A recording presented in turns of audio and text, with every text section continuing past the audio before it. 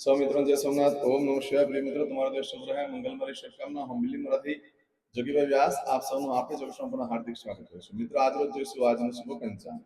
આ તારીખ છે 21/5/2026 ને ગુરુવાર, જેઠ અધિક માસ સુદ પાંચમ છે।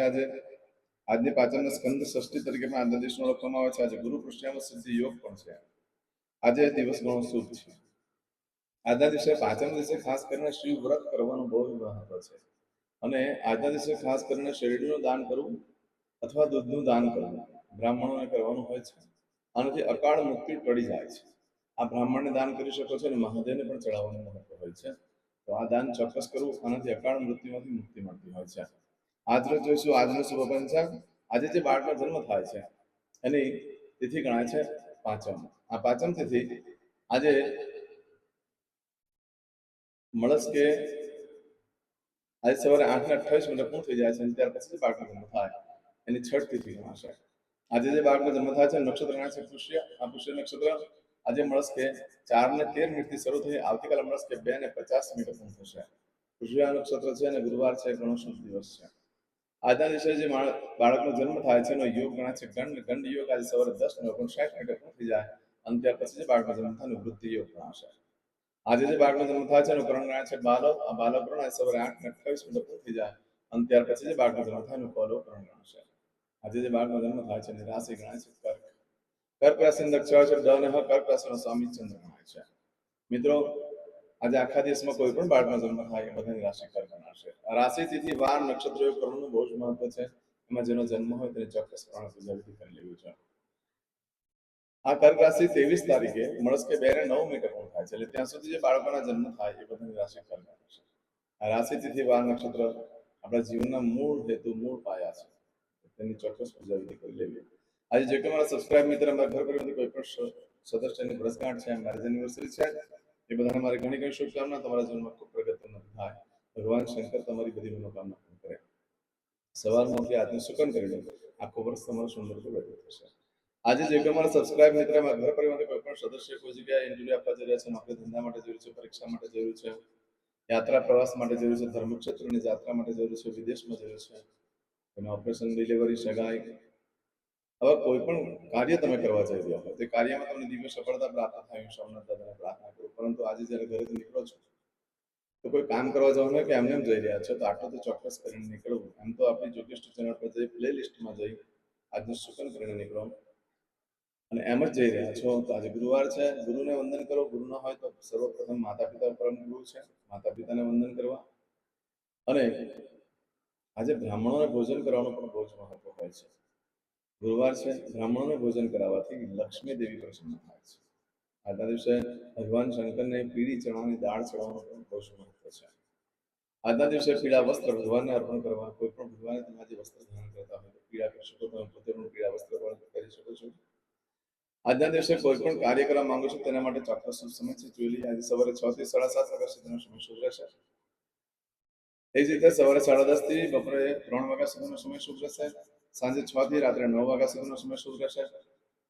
એ જ રીતે રાત્રે 12 થી આવતીકાલે મળશે 1:30 સુધીનો સમય શુભ રહેશે। આવતીકાલે સવારે 3 થી સવારે 6 વાગ્યા સુધીનો સમય શુભ રહેશે। આ સમયગાળા દરમિયાન તમે કોઈ પણ કાર્ય કરો છો સારી સફળતા પ્રાપ્ત થઈ શકે છે। પરંતુ મિત્રો, હાલમાં તો અધિક માસ ચાલે છે, એટલે કોઈ પણ મોટી પ્રકારની ખરીદી ન કરશો। જ્યાં આગળ કોઈ કામના હેતુ કાર્ય કરી રહ્યા હોય તે કાર્ય ન થાય।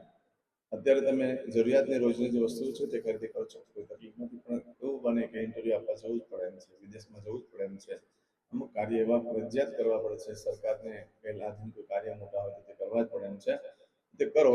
કરતા પહેલા આપણી જોગેશ ચેનલ પર જઈ પ્લે લિસ્ટમાં જઈ આજનું સુકન જોઈ લો। આજનું સુકન જોઈ લો પછી તમે કાર્ય કરશો, સારી સફળતા મળશે।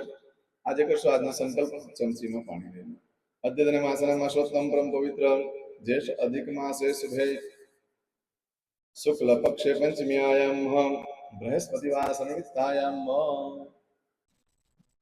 હવે દરેક જણા પોતાનું સાચું નામ બોલી દો। તમારું ગોત્ર ખબર હોય તો ગોત્ર બોલી દેવાનું।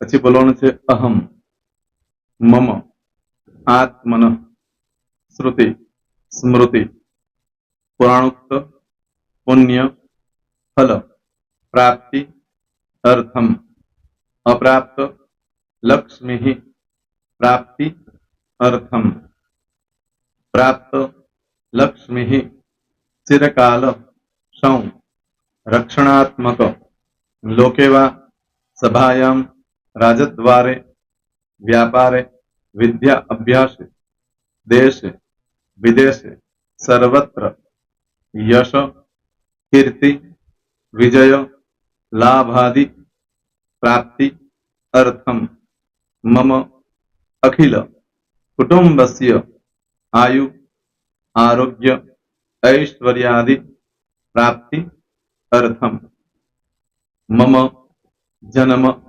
समय तथा च विप्र वृंदानां जन्म समय जन्म कुंडली मध्ये स्थित ग्रहः गोचर ग्रहः महादशा अंतर्दशा प्रत्यंतर्दशा तथा च योग युति दृष्टि मध्ये शुभफल प्राप्ति अर्थम भय रोग शत्रु बाधा दोष मारण तारण मंत्र तंत्र अरिष्ट दोष पीड़ा निवृत्ति अर्थम भूत प्रेत पिशाचादि द्वारा रचित अरिष्ट दोष निवृत्ति अर्थम मम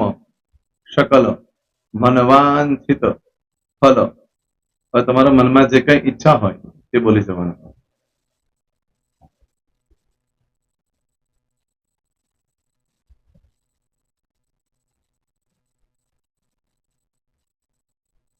બોલવાનું અનુસારતઃ सकल मनवांछित फल प्राप्ति अर्थम. હવે જે બરકતની પૂજા વાળા છે એ લોકો તો આ બધું બોલવાનું જ હોય છે, એ લોકો માટે કોઈ સ્પેશિયલ નથી. પણ જે લોકોએ હવે જે કહું છું તે લોકોએ જ બોલવાનું, જેના લગ્ન થઈ ગયા હોય એ લોકોએ બોલવાનું છે. મમ દાંપત્ય જીવન મધ્યે સુખાકારી પ્રાપ્તિ અર્થમ પુત્ર પૌત્રાદિ સંતતિ પ્રાપ્તિ અર્થમ. આ સંતાન પ્રાપ્તિ વાળા માટે પણ આવી જાય છે એમાં. દીર્ઘ આયુ આરોગ્ય ऐश्वर्यादि प्राप्ति अर्थम तथा च. હવે જેના લગ્ન નથી થયા તે લોકોએ બોલવાનું. મમ જટટી વિવાહ યોગ પ્રાપ્તિ અર્થમ વિવાહ પશ્ચાત દાંપત્ય જીવન મધ્યે સુખાકારી પ્રાપ્તિ અર્થમ. હવે જે લોકોને સંતાન પ્રાપ્તિ નથી, જે લોકોને સંતાન પ્રાપ્તિ છે કરવી છે એ લોકોએ બોલવાનું. मम दाम्पत्य जीवन मध्ये सुखाकारी प्राप्ति अर्थम तथा च दीर्घ आयु आरोग्य ऐश्वर्यादि समन्वित संतति सुख प्राप्ति अर्थम. હવે જે અભ્યાસ કરી રહ્યા છો છોકરા વિદ્યાર્થીઓ છે તે લોકોએ બોલવાનું છે. મમ વિદ્યા અભ્યાસ મધ્યે ઉત્તરો ઉત્તર પ્રગતિ उन्नति सानुकूलता पूर्वक दिव्य सफलता प्राप्ति अर्थम. और जो लोग विदेश में जवा मांगता हो कि सीख में जवा मांगता हो, मतलब भारत देश ने बहार जने धंधो व्यापार करवा मांगता हो ए लोग अथवा विदेश जवा मांगता हो कायम माटे ए लोग बोलवानुं. मम जटटी विदेश गमन योग प्राप्ति अर्थम विदेश गमन कार्य मध्य सानुकूलता पूर्वक दिव्य सफलता प्राप्ति अर्थम. आरोग्य वाળા બોલવાનું છે, જેને આરોગ્યની પૂજા આપેલી હોય એ લોકોએ. એમ તો દરેક જણા જ બોલવાનું છે. બોલો મમ આયુ આરોગ્ય ऐश्वर्यादि प्राप्ति अर्थम.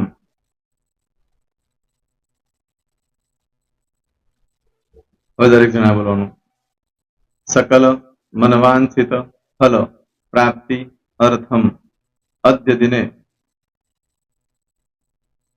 प्रधान देवतानां नित्य दिन अनुसारतः पूजन अर्चन कर्मणि अहम करिष्ये. પાણીવાળી થાળીમાં પાણી મૂકી દેવાનું છે. હવે તમારી બધી પૂજા જે મેં આપેલી છે એ પૂજા થઈ જાય, અથવા તો તમે રોજ પૂજા કરતા છો, મારી પાસેથી નથી લઈ ગયા, એ પૂજા થઈ જાય પછી ફરી પાછું ચમચીમાં પાણી લેવાનું, અહીંયા વિડીયોને સ્ટોપ કરી દેવાનું. પૂજા પતે એટલે પાછું આગળનું કરવાનું છે, અહીંયા વિડીયો સ્ટોપ કરી દેવાનો અને પૂજા પતે એટલે બોલવાનું છે વિષ્ણવે વિષ્ણવે વિષ્ણવે નમો નમઃ વિષ્ણુ સ્મરણા સર્વમ પરિપૂર્ણ અસ્તુ. એતાની ગંધ પુષ્પ ધૂપ દીપ નૈવેદ્ય તાંબૂલ પ્રદક્ષિણા સહિત પ્રણુ મમ સકલ મનવાંછિત ફલ પ્રાપ્તિ અર્થમ પૂજન અર્ચન પ્રિયદાન નમમ. પાણી મૂકી દેવાનું, પાછું પાણી લેવાનું. પૂજન અર્ચન બ્રહ્માર્પણમસ્તુ. નીચે જમીન પર પાણી મૂકો, એમાં આંગળી ઘસી કપાળમાં તિલક કરી દો. કપાળમાં જમીન પર પાણી મૂક્યું છે એમાં. ત્યાર પછી ભગવાનને કહેવાનું કે હે પ્રભુ, આજે પૂજા કરતા કઈ પણ પ્રકારની ભૂલચૂક થઈ ગઈ હોય તો અમને ક્ષમા કરજો. અમે તમારા બાળક છીએ. પ્રભુ, તમારો ખૂબ આભાર માનું છું. આજે મારી પાસે તમારી પૂજા કરાવી, મારી મનોકામના પૂર્ણ કરી. પ્રાર્થના કરી દો. જગ્યા પરથી ઉભા થઈ શ્રીનારાયણ ભગવાનને પાણી ચડાવી દો અને નિત્ય કર્મ જે કરતા હોય તે કરો. જય સ્વામિનારાયણ. તમારો દિવસ શુભ રહે, તમે અને તમારો પરિવાર સુખી રહે, સંપન્ન રહે, સુરક્ષિત રહે, એ ભગવાન સોમનાથ દાદાને પ્રાર્થના. તો મિત્રો, તમે મારા વિડીયોને લાઈક ના આપી હોય તો સૌથી પહેલા લાઈક આપી દો, અને ત્યાર પછી જો તમે મારી આ ચેનલ સબસ્ક્રાઇબ ન કરી હોય તો સૌથી પહેલા સબસ્ક્રાઇબ કરી લો અને બેલ આઇકોન ઓલ પર ક્લિક કરવાનું ભૂલશો નહીં, જેથી કરીને સૌથી પહેલા નવી વિડીયો જે કંઈ મૂકું એ તમને મળે. મિત્રો, કંઈ પણ મૂંઝવણ હોય તો મને આ નંબર પર તમે ફોન કરીને પૂછી શકો છો. મારો મોબાઈલ નંબર છે 9825546459. મિત્રો, કોમેન્ટ્સમાં જય સોમનાથ લખવાનું ભૂલશો નહીં. ફરી પાછા નવા વિડીયો સાથે મળીએ. ત્યાં સુધી સૌને જય સોમનાથ.